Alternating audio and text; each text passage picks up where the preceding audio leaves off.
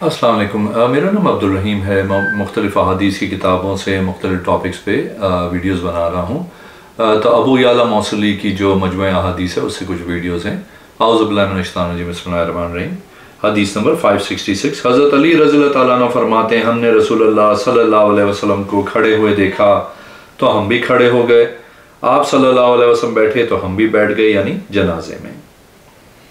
ایک اور حدیث ہے 567، حضرت علی رضی اللہ تعالیٰ عنہ فرماتے ہیں حضور صلی اللہ علیہ وسلم نے ہر اعضاء کو وضو میں 3 مرتبہ دھویا۔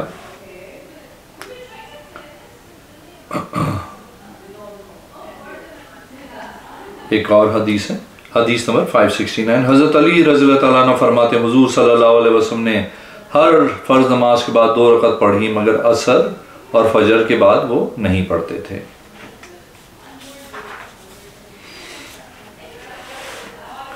ایک اور حدیث ہے 572، حضرت علی رضی اللہ تعالیٰ عنہ فرماتے ہیں حضور صلی اللہ علیہ وسلم نے خیبر کے دن نکاح، متاع اور پالتو گدھوں کا گوشت کھانے سے منع کیا۔ ایک اور حدیث ہے 573، حضرت علی رضی اللہ تعالیٰ عنہ فرماتے ہیں مجھے حضور صلی اللہ علیہ وسلم نے حکم دیا اونٹ پہ کھڑے ہونے کا اور اس کی جلد اور رسیاں تقسیم کرنے کا حکم دیا، پھر مجھے حکم دیا ان چیزوں کو بطور اجرت نہ دینا، ہم مزدوری اس کی طرف سے دیں گے۔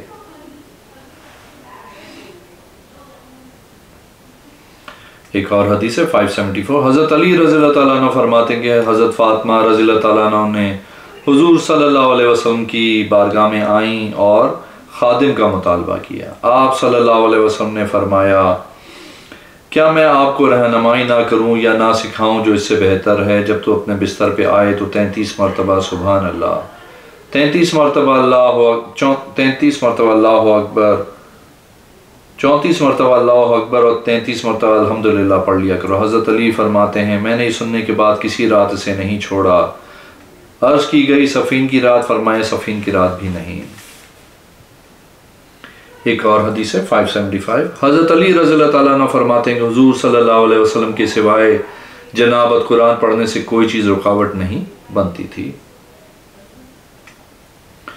ایک اور حدیث ہے 576، حضرت علی رضی اللہ تعالیٰ عنہ فرماتے ہیں کہ حضور صلی اللہ علیہ وسلم نے فرمایا میں تمہارے لیے گھوڑوں اور غلاموں سے زکوٰۃ کو معاف کر رہا ہوں۔ ایک اور حدیث ہے 577، حضرت علی رضی اللہ تعالیٰ عنہ فرماتے ہیں حضور صلی اللہ علیہ وسلم نے فرمایا عصر کے بعد نماز نہ پڑھنا یہاں تک کہ سورج سفید ہو، بلندی پہ کھڑا ہو۔ ایک اور حدیث ہے 578، حضرت علی رضی اللہ تعالیٰ عنہ فرماتے ہیں ہم جنت البقیع میں ایک جنازے کے لیے حاضر تھے، ہمارے پاس رسول اللہ صلی اللہ علیہ وسلم تشریف لائے، آپ بیٹھ گئے، ہم آپ کے ارد گرد بیٹھ گئے، آپ صلی اللہ علیہ وسلم کے پاس چھڑی تھی، آپ اس کے ساتھ کوریدنے لگے، پھر فرمایا دنیا میں کوئی انسان بھی ہے تو اس کا ٹھکانہ جنت و جہنم میں لکھ دیا گیا ہے اور اس کا نیک و بدبخت ہونا لکھ دیا گیا ہے۔ ایک آدمی نے عرض کی یا رسول اللہ صلی اللہ علیہ وسلم کیا ہم لکھے ہوئے پہ بھروسہ کریں اور عمل کرنا کو چھوڑ دیں؟ کیونکہ جو نیک ہوگا وہ نیکی کرے گا، جو بدبخت ہوگا وہ برے عمل کرے گا۔ آپ صلی اللہ علیہ وسلم نے فرمایا عمل کیا کرو کیونکہ جو نیک ہوگا اس کے لیے نیکی والے کام آسان کر دیے جائیں گے اور جو بدبخت ہوگا اس کے لیے بدبختی والے عمل آسان کر دیے جائیں گے۔ ایک اور حدیث ہے 579،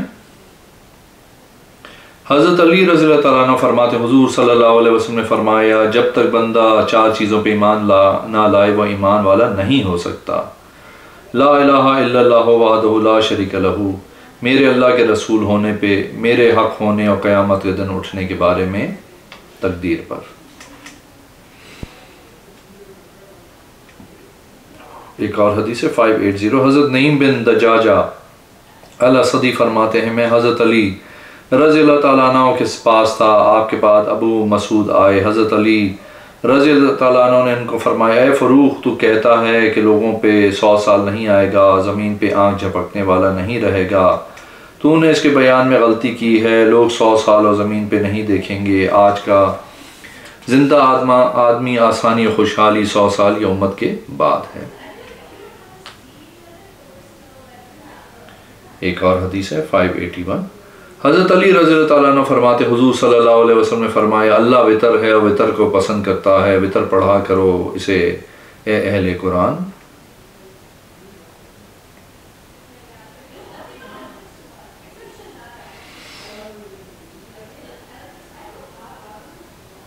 ایک اور حدیث ہے 582، حضرت علی بن رابعہ الاسدی رضی اللہ تعالیٰ عنہ سے روایت ہے کہ میں نے حضرت علی رضی اللہ تعالیٰ عنہ کو دیکھا، آپ کے پاس سواری لائی گئی، آپ نے اپنا پاؤں اس کے رکاب میں ڈالا، بسم اللہ پڑھی، پھر اس پہ سیدھے ہو گئے، الحمدللہ پڑھی، پھر پڑھا سبحان الذی آخر تک، پھر 3 مرتبہ اللہ اکبر کہا، پھر سبحانک الی آخر تک، پھر آپ مسکرانے لگے۔ میں نے عرض کی مسکرانے کی وجہ کیا ہے؟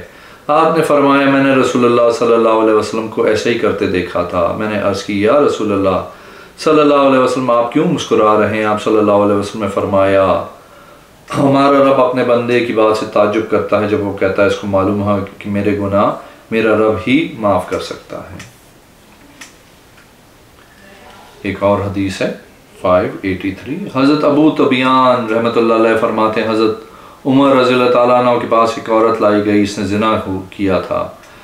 حضرت عمر رضی اللہ تعالیٰ عنہ نے اس کو رجم کرنے کا حکم دے دیا۔ حضرت علی رضی اللہ تعالیٰ عنہ کے پاس سے وہ گزرے، آپ نے اس کو پہچان لیا، آپ رضی اللہ تعالیٰ عنہ نے فرمایا اس کو چھوڑ دو۔ وہ لوگ حضرت عمر رضی اللہ تعالیٰ عنہ کے پاس آئے، عرض کی آپ سے کہ حضرت علی نے اس کو پکڑا اور اس کو چھوڑ دیا۔ حضرت عمر نے فرمایا علی کو بلاؤ، آپ کو بلوایا گیا۔ حضرت عمر رضی اللہ تعالیٰ نے فرمایا آپ نے اس کو کیوں چھوڑ دیا؟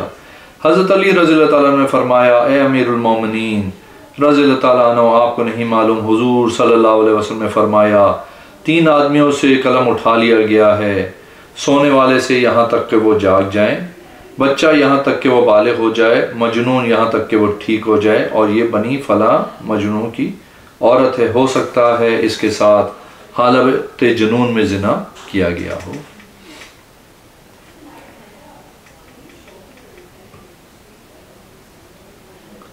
ایک اور حدیث ہے 584، حضرت سابلہ حمانی فرماتے ہیں میں نے حضرت علی کو فرماتے سنا، آپ نے فرمایا جس نے مجھ پہ جان بوجھ کے جھوٹ باندھا اس کو چاہیے کہ وہ اپنا ٹھکانہ جہنم میں بنا لے، میں گواہی دیتا ہوں آپ نے میری طرف اشارہ کیا تھا کہ اس کی داڑھی اور سر خون آلودہ ہوں گے۔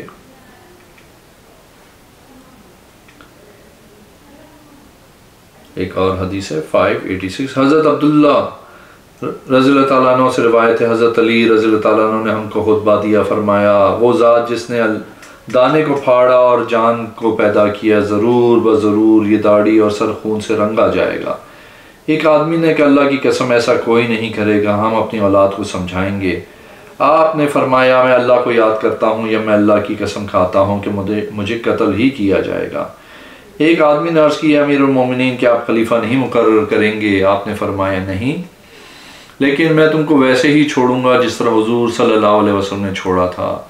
انہوں نے آپ سے عرض کیا آپ اللہ کے حضور کیا کہیں گے جب ان سے ملیں گے؟ آپ نے فرمایا میں عرض کروں گا اے اللہ تو نے مجھے ان کو چھوڑے رکھا سامنے ہے، تو نے مجھے ان سے چھوڑے رکھا سامنے ہے جو تیرے لیے واضح ہے، پھر مجھے موت دی، پھر ان کو میں نے تجھے چھوڑا، اگر تو چاہے تو ان کی اصلاح فرما، اگر تو چاہے تو ان کو تباہ کر۔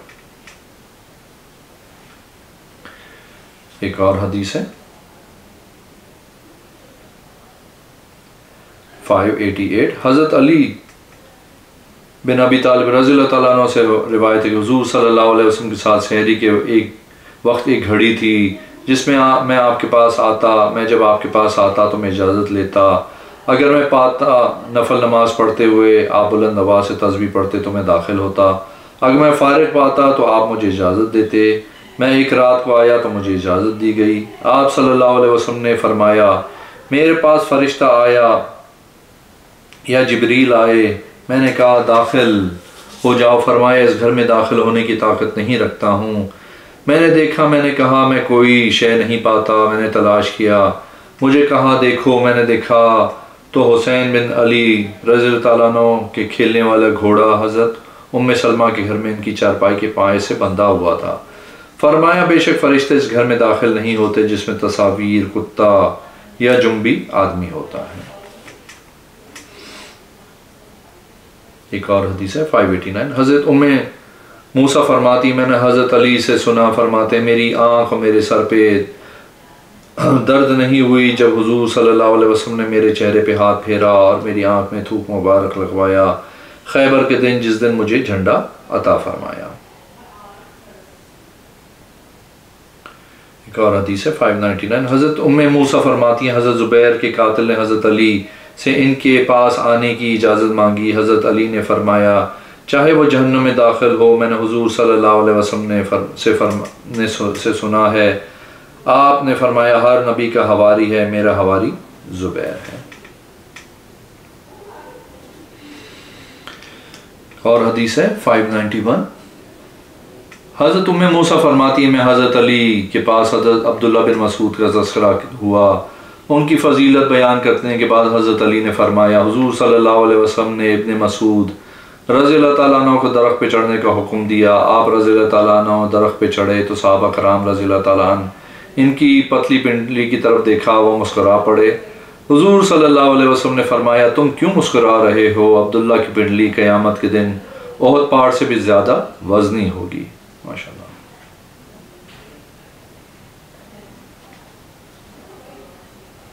ایک اور حدیث ہے 592، حضرت موسیٰ حضرت علی رضی اللہ تعالیٰ عنہ سے روایت کرتی ہیں کہ حضور صلی اللہ علیہ وسلم کی زندگی کا آخری کلام تھا نماز اور اللہ سے ڈرو اس کے متعلق جو تمہاری ملکیت میں ہے۔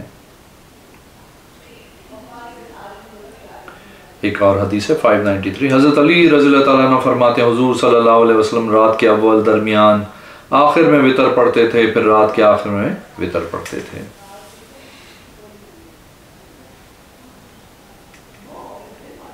ایک اور حدیث ہے 594، حضرت حسین بن منظر القرشی الراقاشی رضی اللہ تعالیٰ عنہ فرماتے ہیں میں حضرت عثمان بن عفان رضی اللہ تعالیٰ عنہ کے پاس حاضر تھا، آپ رضی اللہ تعالیٰ عنہ کے پاس ولید بن عقبہ کو لایا گیا تو اس ولید کے اس معاملے کی خبر دی گئی کہ اس نے شراب پی۔ حضرت علی رضی اللہ تعالیٰ عنہ اس کے بارے میں کوئی گفتگو کی تو حضرت عثمان رضی اللہ تعالیٰ عنہ حضرت علی سے کہا اے چچا کے بیٹے پہ اپنے چچا کے بیٹے پہ حد لگائیں۔ فرمایا اے ابو حسن اٹھو اور ان کے کوڑے مارو۔ آپ نے کہا آپ کتنے کوڑے لگوائیں گے؟ میرے علاوہ کوئی اور مقرر فرمائیں۔ انہوں نے فرمایا بلکہ آپ کمزور ہو گئے ہیں، اٹھو اے عبد الرحمن بن جعفر رضی اللہ تعالیٰ عنہ اس پہ حد لگاؤ۔ آپ رضی اللہ تعالیٰ عنہ نے کوڑا پکڑا، ان کو کوڑے لگانے شروع کیے۔ حضرت علی شمار کر رہے تھے، جب 40 ہو گئے فرمایا بس کرو یا کہا اسے چھوڑ دو۔ حضور صلی اللہ علیہ وسلم نے حضرت ابو بکر رضی اللہ تعالیٰ عنہ نے 40 لگائے، حضرت عمر رضی اللہ تعالیٰ عنہ 80 لگائے، ان میں سے ہر ایک سنت ہے۔